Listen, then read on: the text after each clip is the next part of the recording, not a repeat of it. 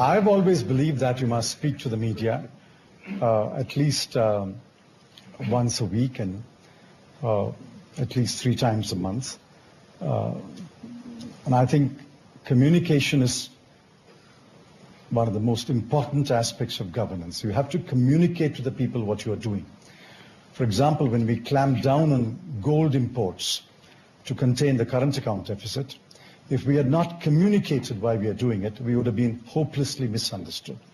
But people have come to accept the constraints we have placed on gold imports because we have communicated that it is vital to contain the current account deficit, even if it means that not enough gold will be imported into India. Okay, so that's an example. Nikesh, we're going to use this to quickly grab him for a Google Hangout or two just after this, right? A lot of others as well as he's done a few Google Hangouts. Thank you. Okay, so communication. You heard some of those points. Confidence has not been there. Conviction, long term may be there, but short term the conviction is not there. And communication has certainly been awful. Yeah, I think there will never be any harm in over-communicating. That we must all do. But my own view is long-term position of India is well understood by the foreign investors. I think long-term India is a great market, 1.2 billion people, $1 trillion economy. You cannot, talk enough about it. There's a big market waiting out there. People will be missing out on a very big market if they don't commit to India on a long-term basis. Of all the compliments I've given, one suggestion I'll give to the present and the future government is package projects, large projects, and deliver them to the world in a holistic manner. You should never have projects which are 60% finished, 80% finished, and then stuck. That creates a very, very negative position for India and the world. My own view is 10 big projects, package them well, deliver it to the world, India will be back in flavor. All right, so we've heard a lot, I think, on the long-term outlook for India, and the long-term outlook is by and large being said to be really rosy.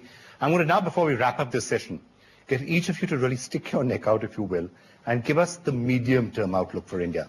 2014, what do you see happening, if anything? Tom, you want to start off with that? No. Or any other?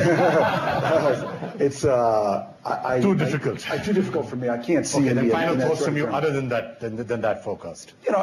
People often ask me, and it's been a subtext of the conversation here, when I'm ever in India, people ask me about China. Whenever I'm in China, people ask me about India. So I've developed an answer. And my answer is that India and China are like two superhighways. But they each have a big question mark down the road.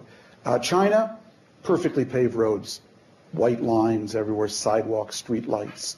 It's great. One problem, there's a speed bump called political reform. And when 1.3 billion people going 85 miles an hour hit a speed bump, one of two things happens.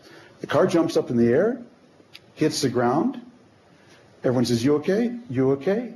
Drives on, or all the wheels fall off. Which will it be with China? We don't know. India, superhighway. Some of the white lines are not really there. Some of the sidewalks aren't finished. A few of the lights are out. But off in the distance, it looks like it smooths out into a beautiful superhighway. Is that a mirage or is that the oasis? I don't know. All right. Really well put. Jeremy Bennett. I think that's a lovely image. I call me a natural optimist, but I think both China and India plow through those question marks, through the speed bumps. They don't miss the lights. I think last week I was on a dirt bike trip in America, and I was trying to keep up with my colleagues who bike better than me. If you fall off because you're pushing it too hard, you hold everyone up. I quickly learned by the third day, and that's why I'm covered in bruises, that if you go a little more steadily, ultimately you don't hold anyone up. In fact, you start overtaking people. And so this is a marathon, not a sprint. To your question of medium term, as I said earlier, I'm optimistic. I think after the elections, they already were seeing some growth after the elections. I think stability will make this a very attractive place to invest. But longer term, India's always been running this marathon, and it's going to make it, definitely. Okay, Sunil? Well, you can try and take some guess at 2014, 2015. I'm optimist. Even in these 2 years? Yes, I'm optimist because... So the worst is behind us, you think? Yeah, we've been to worse times. The chaos that we are seeing right now is going to be over soon? No, as I said, accountability will be high. The noise will be high. But that should not take away the growth story of India, because on the ground, You're seeing people buying mobile phones. You're seeing people getting onto internet. You're seeing people buying more motorcycles. There's a lot of activity happening on the ground. Some pockets have weakened. Thankfully, agriculture has been strong in the last few quarters. My own belief is we will not get to 8-9% heady days very soon, but are the needles going to be pointing in the right direction? Yes. And once you see the needles in the right direction, confidence returns. So tell me, a lot of the other captains of Indian industry, if you ever are speaking to them, they're saying, yeah, we're not really looking at India, we're now thinking of investing elsewhere. Thailand comes up for a variety of reasons. Interesting considering that the chaos that's been happening there, but a number of other countries come up. Is that just posturing, you think, or are they really thinking of voting with their feet out? I think nobody's threatening that I'm taking my money out. As Tom mentioned, we are in a hyper-connected world. You will go and build opportunities. And to Nikesh's point, somebody who has an Indian market and you have reasonable leadership here, the scale allows you to go out, and you must go out. My own company is now in 20 countries outside India. And that is only because I have a big market in India. So I don't think so. You should take it as people saying, if you don't deliver, I'm moving my money out. I'm investing in India, and I'll also invest outside. Okay, Nikesh? I think for the last few months, we've seen a better trend. I think things have gotten better. The part which I find fascinating in the last few months is the heightened awareness in the governance of the country that things have to change. Whether it is the Aam Aadmi, whether it's the conversations that are going around, there is more and more awareness. I suspect that the new elections cause more accountability and shake off the cobwebs and shake off the uncertainty that is going to hound us for the next few months. And we're in a business where the secular trend is our friend. As Tom said, there will not be anybody out there who will not be connected. I think 6 or 9 months ago, you could have said that there were some questions around the infrastructure in the telecom industry, which obviously has a bearing on what we do. Those seem to have come clean. There is auctions, as Sunil mentioned. There is spectrum available. So we see that there's likely going to be more investment in that market. So I think the uncertainty, to some large extent, is unraveling, is sort of behind us. I think going forward, we should see more certainty from our perspective. Right. And if you take a long-term view, we should be investing. So before I come to you, Mr. Finance Minister, one of the other things that perhaps we haven't really spoken about too much is the question of corruption. You're talking about more awareness.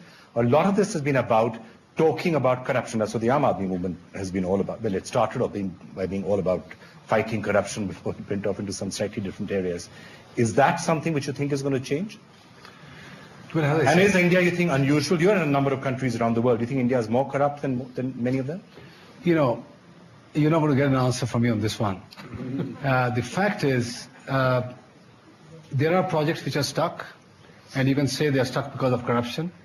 But equally, we can say they are stuck because there are a lot of, competitors of yours masquerading as NGOs, blocking one place or the other. So a lot of things are happening out there. You have to deal with it. It's chaotic. You have to move on. My own view is India is a good place to do business. Jamie, you want to come in on the corruption and chaos part of it? Is it tougher because of issues like that? I used to run emerging markets at Credit Suisse for many years before working in government and then taking on this job. And when you've travelled around the world, it is a horrible problem that exists around the world. I wouldn't like to comment whether India is worse or better than the rest, but from my perspective, the openness that you get in the world's largest democracy is a huge strength. And the openness that creates, the free press, the fact that we're talking now live on Indian television, that kind of openness, I think, is always your best defense. All right. Well, I'm going to give the final word on this program to you, Mr. Chidambaram. Short term, medium term, long term, whatever you want to tell the crowd out here and the audience watching about the outlook for India. Well, 1 year ago, I predicted that in 2014 calendar or 2014-15 financial year, we will get back to 6% growth. The World Economic Outlook put out yesterday, Global Economic Outlook, confirms that. I think what we have done to stabilize the economy lays the groundwork for achieving 6% plus growth in calendar 2014. And I think if the next government follows the paths that we have laid out, we will achieve 6% growth. And I'm willing to predict further. In 2015-16, we will achieve 7% growth. And then the year after, we will achieve our potential. I have no doubt about it, provided we adhere to the fundamental rules that we have laid down. fiscal consolidation, raising resources, expending them wisely, we will achieve our growth. That's what the people of India want. It's that kind of growth which will allow the government to get revenues which can be laid out for health, education, sanitation, etc. It's that kind of growth which will give jobs.